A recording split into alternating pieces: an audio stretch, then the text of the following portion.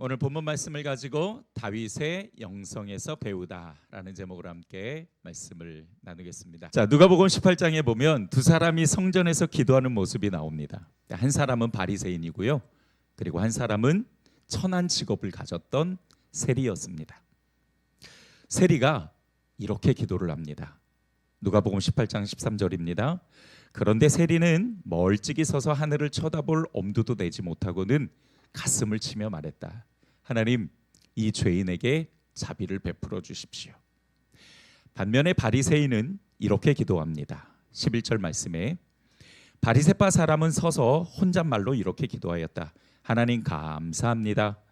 나는 남의 것을 빼앗는 자나 불의한 자나 간음하는 자와 같은 다른 사람들과 같지 않으며 더구나 이 세리와는 같지 않습니다. 나는 일해에 2번씩 금식하고 내 모든 소득의 11조를 바칩니다. 자, 두 기도를 비교해 보니까 어떻습니까? 참 많이 다르죠. 바리새인의 기도 내용엔 우리 기도와 참 많이 다르다라는 것을 발견할 수 있습니다. 하나님 감사합니다로 시작했지만 그 감사의 내용이 하나님의 사랑과 은혜에 관한 내용이 아니라 다른 사람을 비교 대상으로 놓고 자신의 우월성을 드러내고 있습니다. 겸손해야 될 기도에 겸손이 빠진 모양새입니다. 갈라디아서 3장 11절을 보면은요, 또 하나님 앞에서 아무도 율법으로 말미암아 의롭게 되지 못할 것이 분명하니라고 말씀하세요. 그러니까 누구도 하나님의 말씀 아래서는 완전한 자가 없다는 뜻이죠. 바리새인도 역시 마찬가지였습니다. 비록 그가 토색한다거나 불의한다거나 간음은 하지 않았을지 모르겠습니다. 그러나 그 외 다른 죄는 있을 수밖에 없죠. 왜? 율법 아래 누구도 의인일 수가 없으니까요. 그런데 바리새인은 자기 죄를 쏙 숨깁니다. 그리고 다른 사람의 죄를 드러내고 옆에 있는 세리의 죄를 드러내면서 자신의 우월성을 강조했으니 이 기도는 하나님의 법칙에는 어울리지 않습니다. 왜 바리새파 사람은 이런 이상한 기도를 하게 되었을까요? 바리새인은 하나님의 말씀으로 자기를 들여다보는 게 아니라 다른 사람을 들여다보았기 때문입니다. 반면에 세리는 자신을 돌아보며 죄를 고백하고 용서를 베풀어 달라고 기도하죠. 하나님 말씀으로 자기를 쳐다보니까 너무 형편없고 부끄러운 거예요. 너무 죄가 많은 거예요. 그래서 하늘을 쳐다보지도 못하고 그냥 그 묶인 가슴을 치면서 하나님의 긍휼을 바라고 기도했던 겁니다. 예수님은 두 사람의 기도를 어떻게 평가하셨을까요? 자, 누가복음 18장 14절에 이렇게 예수님이 말씀하십니다. 내가 너희에게 말한다. 이 사람이 저 바리새파 사람보다 오히려 의롭다는 인정을 받고 집으로 돌아갔다. 맞아요. 진정한 신앙은요, 자신을 돌아보고 자신을 고쳐가며 온전해져 가는 것입니다. 그럴 때 하나님께서 그래, 너 참 잘하고 있어. 너 참 의롭구나. 이렇게 인정해 주시는 거죠.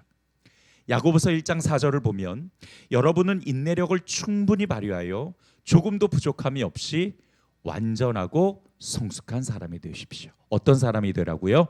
완전하고 성숙한 사람. 이게 하나님이 나에게 그리고 우리에게 바라시는 겁니다.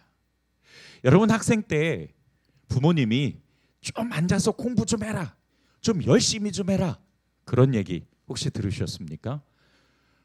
아마 99.9%는 듣지 않으셨을까요? 네, 안 들으신 적 그렇게 표정 짓지 마시고요. 들었으면 들었다, 뭐 이렇게 인정해 주셔도 좋습니다. 저도 마찬가지였는데요.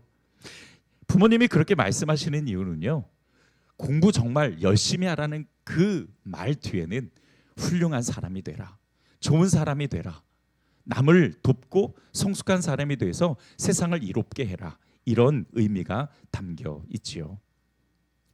하나님도 우리가 성숙해져서 교회를 바르게 세우고 세상을 이롭게 하는 사람이 되기를 원하세요. 그래서 성경에 하나님께서 신앙생활 잘해라, 믿음 바르게 세워야 된다. 너희는 더 열심히 해야 된다. 이렇게 말씀하시는 거죠. 하나님이 바라시는 성숙한 사람은 말씀을 통해 묵묵히 자신을 돌아보고 또 부족한 점을 고쳐 나갈 때 비로소 만들어지는 것입니다. 바리새인처럼 자칫 하나님의 말씀이 나를 들여다보는 거울이 아닌 다른 사람을 지켜보는 만원경이 된다면 정말 내가 하나님 앞에 바로 설 수 있는 기회를 놓치는 것이죠. 오늘 본문에서는 이러한 다윗의 영성을 확인할 수 있습니다. 자, 먼저 오늘 본문 말씀의 배경부터 잠시 살펴보도록 할게요. 오늘 본문만 읽어서는 도저히 어떤 이야기인지를 알 수가 없습니다.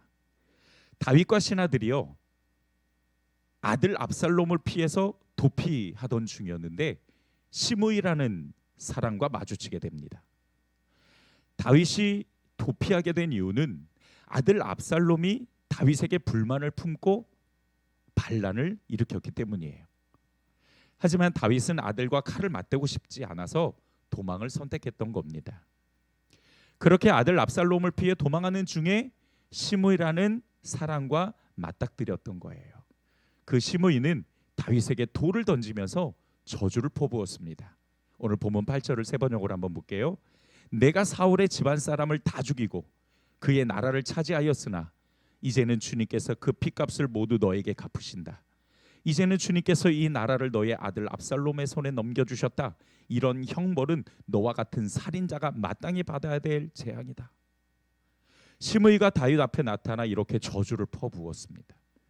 그가 이런 저주를 퍼부으는 이유에는 배경이 있어요. 이 시므이가 사울 왕의 친족이었거든요. 그는 다윗이 사울의 왕위를 빼앗고 또 죽였다면서 살인자로 매도하고 저주했지만 사실은 그건 사실이 아닙니다. 사울은 전쟁 중에 자살해서 죽었지 다윗이 죽인 일이 없어요. 오히려 다윗은 자살을 도왔던, 그 사울의 자살을 도왔던 사람을 끝까지 찾아내서 처형까지 했고요. 과거에 사울을 죽일 기회가 2번이나 있었지만 그렇게 하지 않았습니다.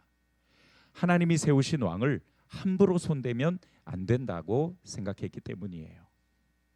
그뿐만 아니라 다윗은 하나님이 기름 부어 세우신 다음 왕이었고요. 백성들의 추대를 받아 적법하게 왕이 되었습니다. 그러니까 시므이가 말한 것은 사실이 아닙니다. 그저 시므이는 자기 친족인 사울 왕가가 망한 것에 대해서 악의를 품고 저주를 퍼부었던 것이죠. 더군다나 다윗이 압살롬을 피해 도망하던 그때는 사울이 죽은 지 20년도 넘은 때였어요. 그러니까 다윗이 왕으로 있을 때는 이 시므이는 아무 말 못하다가 다윗이 도망자 신세가 되니까 그때 막 찾아와가지고 돌을 던졌던 겁니다. 나중 얘기지만 다윗이 다시 왕권을 차지한 후에 시므이가 다윗을 찾아와요. 그리고 자신이 틀렸다라는 것을 인정합니다. 자, 오늘 우리가 주목해야 될 것은요, 이런 시므이의 저주를 들은 다윗의 반응입니다. 이 반응에서 우리가 다윗의 영성을 찾을 수 있고 그의 영성에서 우리가 배울 점을 교훈받을 수 있습니다. 자, 9절을 함께 좀 보도록 할게요. 그러자 스루야의 아들 아비새가 왕에게 아뢰었다. 여기서 스루야는 다윗의 충신입니다. 죽은 개가 높으신 임금님을 저주하는데 어찌하여 그냥 보고만 계십니까? 제가 당장 건너가서 그의 머리를 잘라버리겠습니다. 충신이니까 자기 왕을 욕하고 있는 시므이를 그냥 보고 있을 수 없었던 거예요. 그랬더니 다윗이 이렇게 말합니다. 10절입니다. 왕은 대답하였다. 스루야의 아들아, 나의 일에 너희가 왜 나서느냐? 주님께서 그에게 다윗을 저주하라고 분부하셔서 그가 저주하는 것이라면 그가 나를 저주한다고 누가 그를 나무랄 수 있겠느냐? 다시 말하면 하나님이 시므이에게 저주하라고 하셔서 그가 그렇게 하는 거라면 시므이를 비판할 수 없다. 이렇게 이야기하는 겁니다. 정말 하나님이 그렇게 하셨을까요? 시므이를 통해서 너 다윗을 저주해라. 그렇게 하셨을까요? 아닙니다. 아니한 걸 알면서도 다윗이 이렇게 말한 건 이유가 있어요. 첫 번째로 자신이 겪고 있는 고난이 하나님이 허락하신 거고 또 하나님이 주신 고난이라고 생각하고 있었기 때문입니다. 두 번째로는 그런 고난 중에 자신을 돌아보는 겸손함이 있었어요. 세 번째는 스스로 복수하기보다 하나님께 맡기는 태도를 보여준 겁니다. 자, 여러분, 내가 다윗 왕의 입장이었으면 어떻게 했을까? 정말 억울할 수 있죠. 그리고 얼마든지 왕의 지위를 이용해서 그 시므이를 당장에 처단할 수도 있었을 겁니다. 하지만 다윗은 오히려 그 상황에서 시므이의 말에서 하나님의 뜻을 찾고 자신을 돌아보고 겸비하는 모습을 보여주었습니다. 우리가 배워야 될 다윗의 영성이 바로 이겁니다. 어떤 상황에서도 하나님의 뜻을 먼저 생각하면서 겸손하게 자신을 돌아보는 것. 이 다윗의 영성을 통해 우리의 영성을 다시 한번 점검하고 2026년도는 내게 주신 삶을 더 값지게 살아내고 성숙한 그리스도인들이 되기를 주님의 이름으로 축복합니다. 첫 번째, 고난 앞에서는요, 하나님의 뜻을 먼저 찾아야 합니다. 우리 같이 읽어볼까요? 시작. 시므이가 저주를 퍼부었을 때 다윗은 감정적으로 반응하거나 대꾸하지 않죠. 이것은 시므이의 말보다 하나님을 먼저 바라보았기 때문입니다.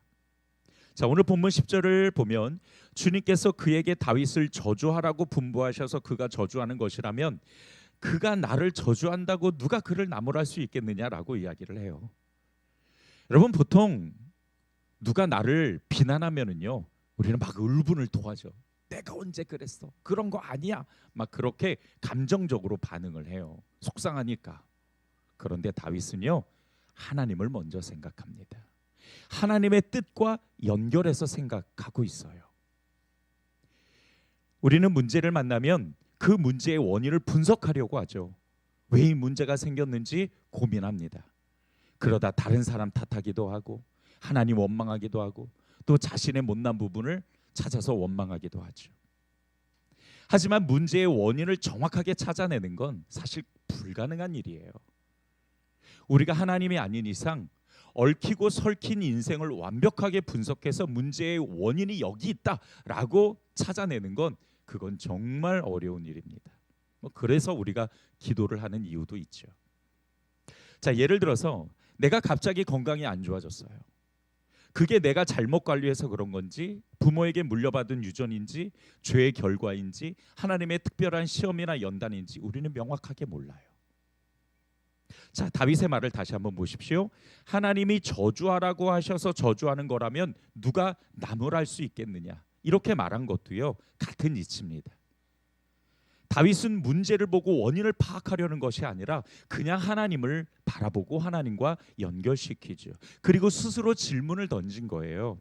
혹시 하나님이 시므이를 통해서 그렇게 하게 하신 거라면 거기서 내가 돌아봐야 될 건 뭘까? 거기서 내가 하나님 앞에 정직하고 온전하게 서기 위해서는 내가 무엇이 필요할까라고 스스로 치열하게 질문을 던진 겁니다. 물론 시므이의 말은 하나님의 뜻도 아니었습니다. 다윗도 그걸 모를 일 없었지만 그조차도 하나님의 계획과 뜻을 먼저 찾으려고 했던 것을 보죠. 이런 걸 볼 때 다윗은 정말 작은 사건에서도 하나님의 뜻을 찾는 영성이 갖추어져 있었다라는 거예요. C.S. 루이스는 고난은 하나님의 메가폰이다라고 말했습니다. 내게 닥친 고난과 문제는 하나님이 나에게 메시지를 주시는, 말씀하시는 방법이 될 수 있다는 거예요. 만약에 다윗이 인간적인 면모를 더 많이 가지고 있었다면 그런 상황에서 시므이가 막 저주를 퍼붓는 그런 상황에서 이렇게 말했을 거예요. 네가 나를 욕해? 내가 반드시 왕권을 차지했을 때 너 똑같이 갚아줄 거야. 너 그냥 안 둬. 이렇게 했을 겁니다. 하지만 다윗은 이 비난 속에 내가 들어야 될 하나님의 음성이 있는가? 내가 고쳐야 될 부분은 무엇인가라고 영적으로 바라보고 반격이 아닌 자기 성찰로 돌이켰던 거예요. 제가 어떤 집사님의 간증을 하나 소개하겠습니다. 이 집사님은 사사건건 자신을 비난하고 예수 믿는 사람이 왜 그러냐, 이렇게 상처를 주는 시어머니 때문에 힘들어하고 있었어요. 항상 시자가 문제예요. 오늘 이 본문 말씀을 묵상하면서 하나님이 주신 깨달음을 실천하고 경험했던 간증을 글로 썼습니다. 시어머니의 가시돋친 말들은 저의 가장 아픈 곳만 골라서 찌르는 것 같았습니다. 너 같은 게 무슨 집사냐? 이런 말을 들을 때면 정말 참기 힘들었습니다. 하지만 다윗의 고백을 묵상하며 깨달았습니다. 하나님이 어머니의 입술을 통해 나의 가짜 신앙을 발가벗기고 계신다는 사실을요. 저는 그전까지 제가 꽤 괜찮은 신앙인인 줄 알았습니다. 하지만 어머니의 비난 앞에 분노하는 제 모습을 보며 제 신앙이 얼마나 얕은지 알게 되었습니다. 저는 어머니를 변화시켜 달라는 기도를 멈추고 하나님, 저 입술을 통해 제 실체를 보게 하시니 감사합니다라고 기도하기 시작했고, 제가 반응하지 않고 묵묵히 십자가를 지듯 그 저주를 받아내자 어느 날 어머니께서 너를 보니 진짜 하나님이 계신 것 같다라며 먼저 손을 내미셨습니다. 어떤 상황에서도 하나님을 바라보고 하나님의 뜻을 찾는 영성을 갖춘다면, 설사 누군가의 그 말이 나에게 상처가 되고 아픔이 된다 할지라도 그것은 나를 더 성숙하게 만들어 가시는 또 다른 하나님의 은혜의 손길이 될 수 있다라는 것이죠. 우리 그렇게 2026년도에는 성숙한 모습으로 하나님을 기쁘게 하는 성도들이 되기를 주님의 이름으로 축복합니다. 두 번째로는요, 자신을 먼저 돌아봐야 합니다. 자, 오늘 본문 11절을 한번 보죠. 그런 다음에 다윗이 아비새와 자기의 모든 신하에게 말하였다. 생각하여 보시오. 나의 몸에서 태어난 자식도 나의 목숨을 노리고 있는데, 다윗이 말하는 거예요. 이러한 때에 하물며 저 베냐민 사람이야 더 말해 무엇하겠어. 주님께서 그에게 그렇게 하라고 시킨 것이니 그가 저주하게 내버려 두시오. 다윗은 시므이를 비난하지 않습니다. 오히려 자기의 허물을 먼저 돌아보죠. 자기가 잘못해서 아들 압살롬이 자기를 죽이려 한다라는 거예요. 어떻게 보면 자신의 처지를 처량하게 말하고 있는 것 같습니다. 아유, 그냥 놔둬라, 이렇게 처량하게 말하고 있는 것 같지만 그게 아니라 자신이 받는 수모를 자신의 죄에 대한 대가로 보고 있는 겁니다. 그러니까 다윗은 시므이의 말을 통해 자신의 잘못을 돌아보며 하나님의 긍휼과 은혜를 구하고 있는 것이죠. 12절에 이렇게 말합니다. 혹시 주님께서 나의 이 비참한 모습을 보시고 오늘 시므이가 한 저주 대신에 오히려 나에게 좋은 것으로 갚아주실지 누가 알겠어. 무슨 뜻이냐면 시므이가 틀린 거라면 하나님이 나에게 선한 것으로 갚아주실 거다. 그 판단을 누구에게 맡기는 거예요? 하나님께 맡기는 겁니다. 문제가 생기거나 속상한 일이 생겼을 때 하나님을 원망하거나 다른 사람을 탓하기보다는 자신을 먼저 돌아보며 신앙을 겸비하는 것, 그것이 오늘 다윗에게 배우는 영성입니다. 그런데 지금 이 부분은 제가 일부 설교 때는 말씀드리지 못했어요. 일부 설교를 하다가 우리 성도들이 이런 착각도 오해가 있을 수 있겠다라고 생각되는 부분이, 우리가 주의해야 될 것이 있는데요. 자신을 돌아보고 겸비하는 건 자신을 탓하고 원망하는 게 아닙니다. 보통 우리가 심각한 문제가 생기면 이렇게 생각하죠. 내가 무슨 큰 죄를 지어서 그런가? 내가 뭐 잘못해서 그런가? 우리가 이런 생각을 먼저 하게 돼요. 근데 여러분, 이건 자기를 돌아보는 게 아닙니다. 이건 원망하는 거죠. 자신을 돌아본다라는 건 어떻게 하는 거냐면 내가 하나님 앞에 나 자신을 정직하게 세워보는 거예요. 그리고 하나님의 음성을 듣는 겸손함을 갖추는 겁니다. 내가 스스로 판단하지 않는 거예요. 내가 혹시 죄를 지어서, 내가 혹시 잘못해서 이렇게 자신을 판단하지 않는 겁니다. 그냥 자신을 하나님 앞에 세우고, 하나님, 내가 주의 음성을 듣겠습니다.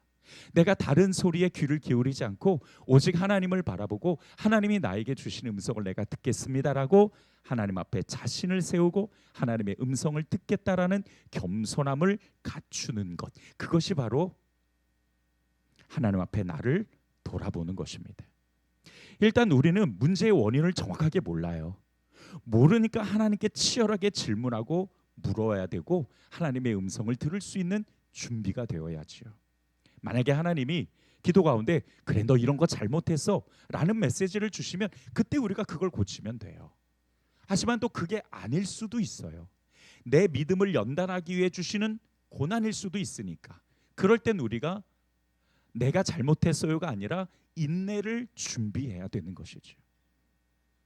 물론 여러분 이런 경우도 있습니다. 마태복음 7장 2절을 보면 너희가 비판하는 그 비판으로 너희가 비판을 받을 것이요 너희가 헤아리는 그 헤아림으로 너희가 헤아림을 받을 것이니라 라고 말씀하세요. 만약에 내가 누군가에게 판단을 받았다면 그것은 과거에 내가 다른 사람을 판단했기 때문이요. 누군가에게 내가 헤아림을 받았다면 과거에 내가 누군가를 헤아렸기 때문입니다. 아, 내가 누군가를 판단하고 비난했던 그 말이 결국 내게 이렇게 돌아오는구나. 다윗이 이렇게 생각을 했던 거예요. 이런 생각을 하면서 자신을 하나님 앞에 세우고 겸손하게 자기 마음을 비우고 그리고 하나님의 음성으로 채워가는 것, 그것이 바로 자기를 돌아보는 것입니다. 자기를 원망하는 것과 돌아보는 것은 다릅니다. 스스로 판단해서 내가 이래서 이런가 저래서 이런가 이런 판단은 우리가 해서는 안 되는 거예요. 그냥 하나님 앞에 서서 주님, 내가 주의 음성을 듣겠습니다.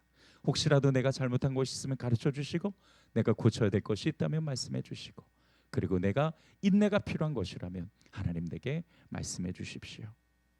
그렇게 말씀으로 나의 빈 공간을 채우는 것이죠.